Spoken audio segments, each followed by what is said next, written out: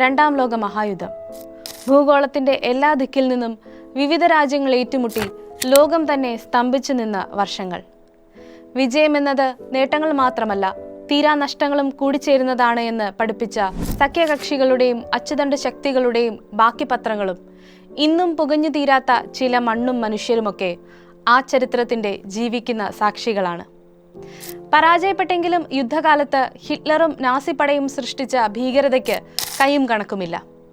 എന്നാൽ സഖ്യകക്ഷികളെ അടിമുടി വിറപ്പിച്ച നാസിപ്പടയെ ഒരു വ്യാജ ചിത്രം നൽകി കബളിപ്പിച്ച ഒരു ചിത്രകാരനെ പരിചയപ്പെട്ടാലോ? Han van മീഹറൻ.